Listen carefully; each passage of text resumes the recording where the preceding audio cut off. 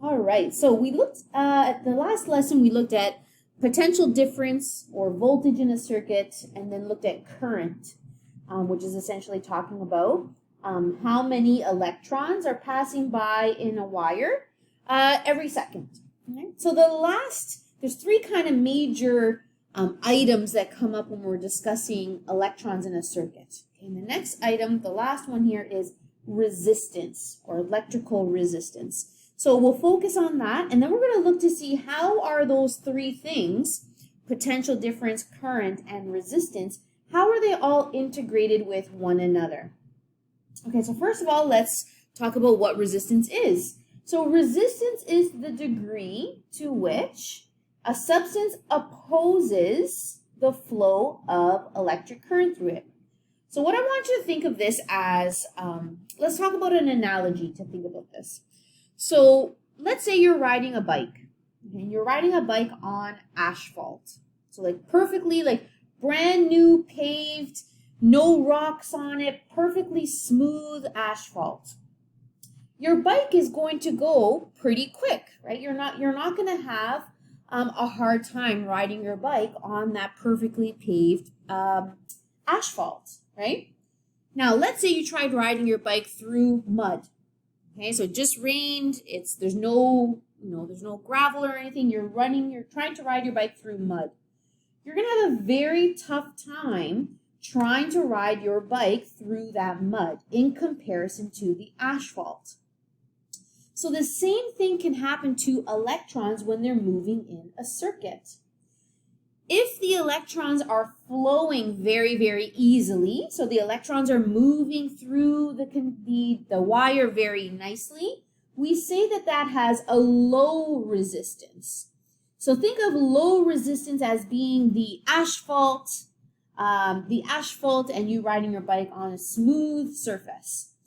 When we have a lot of pushback, so let's say the electrons are having a hard time moving through the circuit, that would mean that it has high resistance. Think of resistance as like how much pushback or how much force is holding back those electrons. So something with high resistance, you can think of that as basically riding your bike through mud. So all substances will resist electrons one way or another. Right? So meaning there's nothing that exists that makes electrons flow perfectly fast. Everything, it doesn't matter what it is, a copper wire or a silver wire or a piece of iron, even if you have a conducting material, every type of material will slow down electrons. Now, some will slow them down more, they have a higher resistance, and some will slow them down less. I'll give you an example. Silver is actually a metal that has the lowest resistance possible that can be used for wires. Okay, but let's say we had a wire made out of iron. Okay, it's still a conductor. Right? Silver and iron are both metals; they're conductors. But iron is made up of different particles, so it just so happens that iron will actually slow down electrons a little bit more. So even though you have all of things being conductors, every type of matter will affect it differently because the particles, the atoms inside of it, are going to be different. Right? So the space between those particles are also going to be different. So we're going to look at, well, what are some of the things that can affect resistance? This is an example of one of them, but we'll look at some of the other things. But in general, what is resistance? You can think of that as essentially the pushback or the slowing down of the flow of electrons. The lower the resistance, the easier the electrons are able to flow.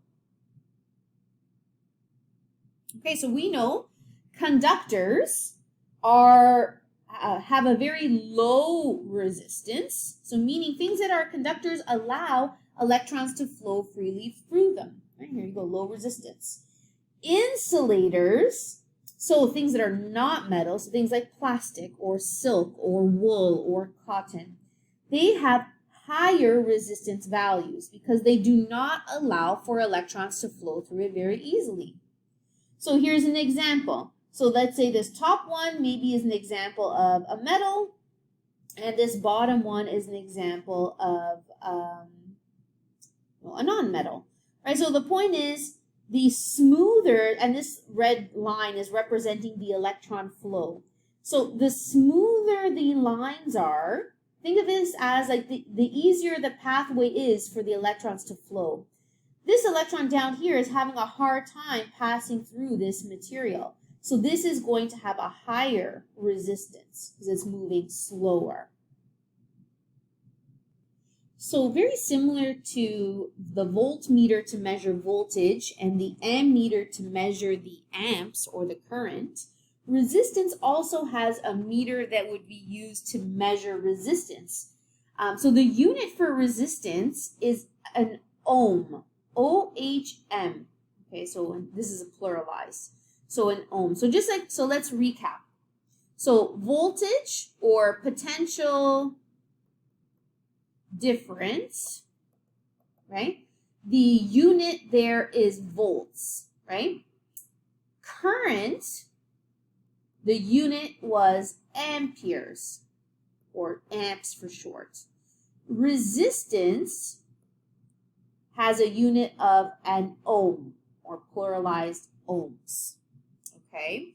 So the unit would be, the symbol would be V, and then A. And the symbol for an ohm is actually, it's a Greek letter symbol for omega.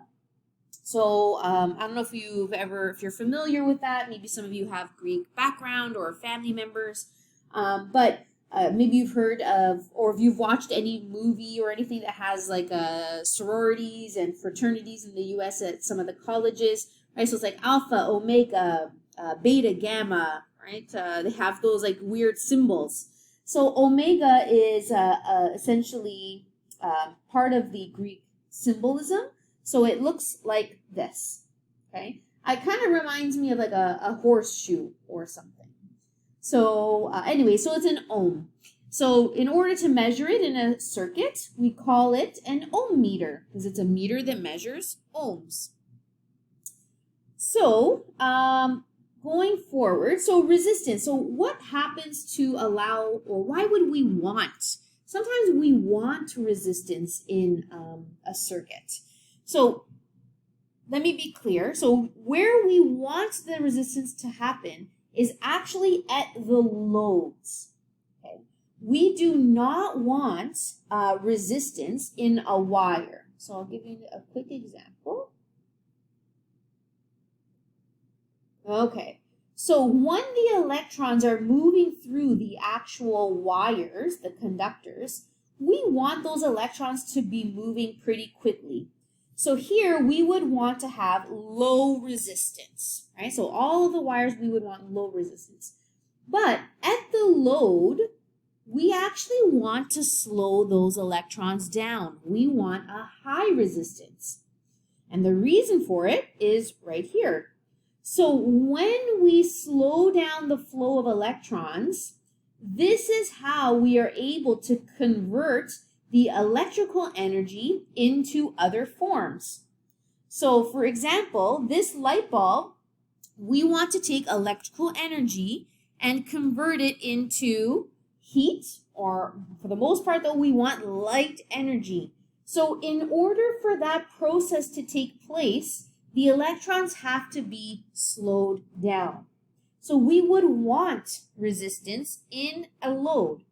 Same thing for, let's say, the stovetop. So in this case, we want to take electrical energy and convert it into heat. So while the electrons are flowing through this metal wire that's on the stovetop, we want the electrons to be moving slowly so that it has time to convert that energy. The more resistance, the more energy we can actually gain out of the substance. So we want the electrons to slow down. If the electrons were going by too quickly while it was trying to convert, we wouldn't actually get that much conversion out of it. So a resistor is technically any material that slows down the current flow. So think of resistance, resistor. So a light bulb is a type of resistance because we are trying to slow the electrons down through this metal filament to convert the energy. So resistors that we have when we draw our, that's a terrible resistor. Let's try a bit better. Resistors that we draw in electrical circuits, this type of resistor actually is usually only found on electrical panels. But in theory, any load is causing resistance. So resistors can be used to control the current or potential difference in a circuit. In a circuit, electrons have a higher potential difference as they enter a resistor compared to when they leave. So this should make sense, right? So as the electrons are flowing through, they will slow down at this portion and then speed up again. So not only is the potential difference going to be different, but also the current. So it's moving quickly, moving slowly, and then speeding up again. So why we would want to slow this down, there's a couple of things. This could be a safety mechanism. Maybe the electrons, if they're flowing too quickly, we're not able to actually, like it might overheat the actual circuit panel. Resistors are used quite a lot in electrical, or I should say, like technology. So laptops, iPads, phones, even desktop computers. If you've ever looked at a motherboard or an electrical panel from the inside of a computer, you'll actually see there's a lot of these resistors, and they look like this. So resistors, so this symbol, or this little, looks like a little cylinder, when we draw our diagrams, that's what this squiggle line is, this zigzag, that's representing this. So you'll see this quite a bit in, like I mentioned, a lot of like new technologies. The reason why is because, and if you've ever had a computer that's overheated before, you know that it'll have a hard time working and it sometimes will shut off. You have to keep the panels cool so that it's able to actually function. So sometimes your computer will even have a fan to help that. But by having resistors in and slowing down the current, you're able to control how many electrons are actually moving through that panel.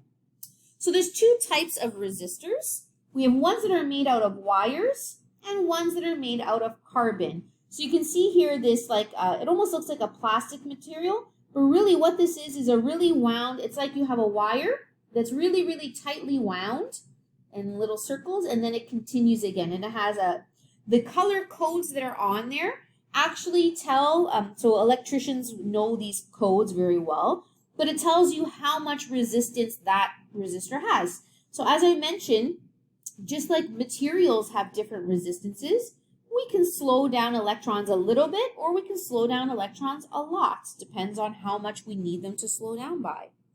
And then this one here, this gray portion, is actually a carbon material.